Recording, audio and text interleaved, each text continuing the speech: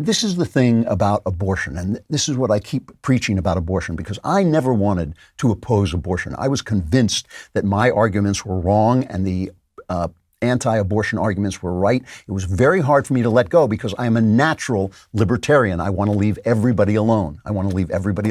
But there's one person who's not being left alone in an abortion, and of course, that's the baby. And the left has done everything to convince themselves that that baby is not there. They never talk about it. It's all women's rights and a woman's rights and reproductive rights and rights are rights and rights.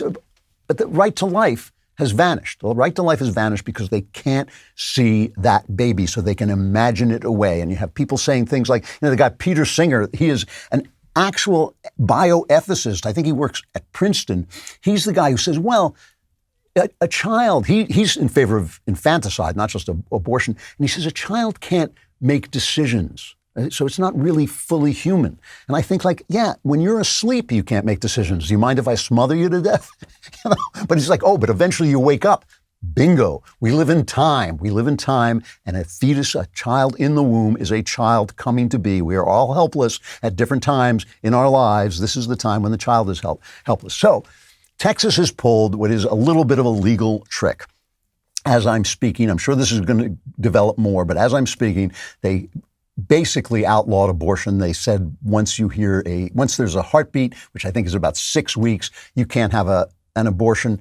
A lot of women don't even know they're pregnant within 6 weeks, so it's basically outlawing abortion. But they put in this little trick in the law where the state doesn't enforce this law. What it does is it confers upon individuals the right to sue abortionists and basically really ruin their lives. So there is no case to take to the Supreme Court. So they brought it to the Supreme Court. They wanted to block it as being unconstitutional until they could bring the case fully to the court. In other words, to stop the law from going into effect. And by a 5-4 margin, the court said, no, we're not going to stop it because there's no case to rule on. I can get into the complexities of this. Basically, I felt that the conservative justices were going after John Roberts, who actually sided with the liberals in this, because in a different case, John Roberts made the same argument and they were against that argument. So now they're using his argument against him. But all of that is just clever technicalities. The fact is the Supreme Court said in their decision not to block the case. They did say we are not ruling on the constitutionality of this, which has the left in a panic. The left loves this stuff because they feel that they really can win this. This is going to make women crazy. They're going to be living in, what's that story with the Handmaid's Tale? They're going to all be wearing those flying nun hats. And I always thought they were kind of comely. I wasn't so sure that was a bad thing. But, here's Elizabeth Warren and Joy Reid living in that particular fantasy. People think it's hyperbolic when I tweet about the Handmaid's Tale coming to America. But I don't think it seems hyperbolic now. Does it to you? No. So, I lived in an America in which abortion was illegal when I was young, before Roe versus Wade. And when abortion is illegal, rich women still get abortions. Women with resources still get abortions. Women who have time and who have friends in other places will still get abortions. So what this law is really about is not stopping abortions across the board. This is about bearing down on the most vulnerable among us. Wait. What? Who's the most vulnerable among us? It's certainly not the women. The women have a vote. The women have a voice. You can see the women. The women can talk to you. They can plead for their lives. It's the baby who can't see. I lived in that world too before Roe v. Wade. There were children running all over the place. They were messy. They kept breaking things. Oh my God, it was awful. This is this fantasy world they live in where their rights are, first of all, if Roe v. Wade were struck down, the right to pass laws would just go back to the people. It would go back to the states.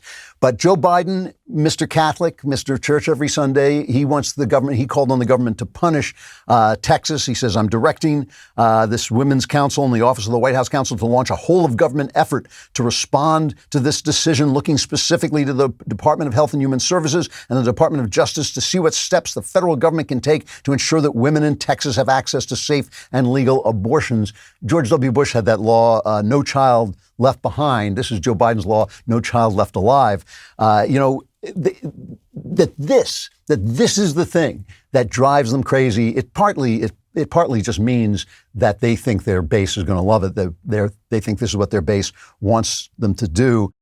And then, of course, somebody actually had the temerity, a reporter had the temerity to question Jen Psaki on this Catholic Joe Biden. See, the left has an idea about, we were talking before about their idea of identity, that no society, nothing should be able to challenge their dreams. So you're allowed to be a Catholic without believing in Catholicism. You don't have to believe in Catholicism. You just say, I'm a Catholic. You show up at church, you take communion, and if you haven't confessed your sins and if you're going around supporting abortion, that's fine. That's, it's up to you. It's up to you whether you're a Catholic or not, which is really not how that works. It only works in the Episcopal Church. It doesn't work in the Catholic Church. So they ask her about it, and here's her response. Why does the president support abortion when his own Catholic faith teaches abortion is morally wrong? Well, he believes that it's a woman's right, it's a woman's body, and it's her choice. Why does the president, who does he believe then should look out for the unborn child? He believes that it's up to a woman to make those decisions, and up to a woman to make those decisions with her doctor. I know you've never faced those choices, nor have you ever been pregnant, but for women out there who have faced those choices, this is an incredibly difficult thing. The president believes their rights should be respected. Go ahead. I think we got to move on. Was it me? Did Jen Psaki just say that only a woman could have a baby? I'm sorry, but I'm deeply offended. It's a birthing person. It's a birthing person who can have a baby. I mean, come on. Listen, the question here is not this, because what's happened today, this minor thing, is just a pause on this law's way to court. It's obviously going to go to court. And somebody will sue, and that'll give the Supreme Court reason to take it. But the target is Roe v. Wade, and that's really the issue. And I have to say, Roe v. Wade, there are two important things about Roe v. Wade. Roe v. Wade is the source. It is at the core, at the heart of our divisions today. It is why we hate one another so much. It's why we can't have a debate. It's why we can't, people drop their friends for disagreeing with them. The court basically, Charlie Cook wrote a really good piece about this in National Review. He says Roe is the problem. He says, no matter what side you're on, whether you believe in abortion or not, he says, legally, Roe has always been utter nonsense. And because deep down, we all know it, in this country, there exist profound and sincerely held differences of opinion on the question of abortion, views that run from the insistence that all abortion ought to be banned without exception to the claim that abortion is a positive good that ought to be celebrated. But there does not exist a set of rival cases for Roe. Roe is a lie, a contrivance, a calculation. It's a 50-year-old imposter that has distorted our fundamental law, corrupted our politics, and damaged our Constitution. It's a gremlin. And that's exactly right. It is a badly decided case that took away people's right to make their own laws in their own localities. There is no right to an abortion in the Constitution. There is no right that can be inferred from the Constitution. There is no way you can take the attitudes of the founding fathers and say this is what they meant, this is what they wanted. It's a complete lie. The court acted as a super legislature and took away our rights to make our own laws. When two people stand up and argue in a town hall, when two people have the right to vote and they vote for different people, when they debate, when they listen to debate, when they hear debate, they can live with one another, even if you lose, even if you only get a compromise of what you want, even if there's some abortion in your state and you believe it's a sin, you still can say the system is working. The system where I got my voice, I got my vote, I lost or I had to compromise, that system is working. Once 5 people or 9 people, it doesn't matter, make the decision, take that decision away from you, you have no recourse but to hate your neighbor. That is the thing. That is the hidden reality of Roe v. Wade. So that's the first thing. And the second thing is, of course, it's an atrocity.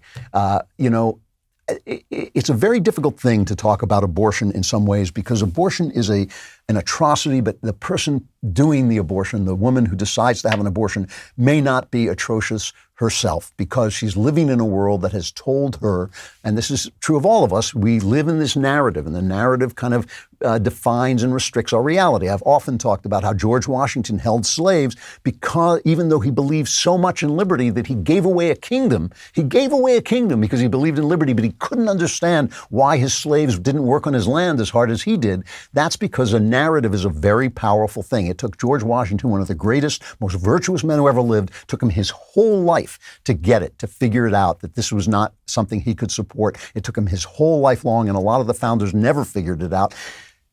These narratives affect people, so people can do this terrible thing without knowing what they're doing. But this is the one-run rule in operation. What you can't see, what you can't hear, you don't see coming. And there are so many sad stories about women with unwanted pregnancies. There are stories that the left always loves to say incest and rape, which I think makes it like 0.1% of abortions. But still, there's people who can't afford their children, who don't want their children, who aren't with the man that they were with when they got pregnant. There's a million sad stories. But the people who can tell those stories are alive. They're alive. They're old enough to speak. They can tell you, look you in the eye and tell you what their sad story is. The person who can't tell you their story is the baby. The baby cannot tell you that he would have grown up to fall in love, that he would have played with toys, that he would have become an opera singer or a drugstore guy. He would have done something with his life, that he would have experienced things, that he would have seen the sunrise, he would have seen, heard music, he would have done all the things that make a life worthwhile. And that right was taken away from him. And if all he had to be was left alone, see, that's the essential right that we all have. We have the essential right to be left alone. But because we cannot hear that story, because we cannot hear that narrative, the narrative of the left has triumphed all this time. And slowly, the fact that we have ultrasounds, the fact that we can take pictures of babies in the womb, slowly that is turning people's minds away, and it is cutting out the ground out from under Roe v. Wade. Reality always comes back. And this is the left's problem. It's the problem for America now because they're governing and they have governed our culture for so long. But reality comes back. And I think it's going to come back for Roe v. Wade. Let's hope so. Let us hope so for the lives of these kids.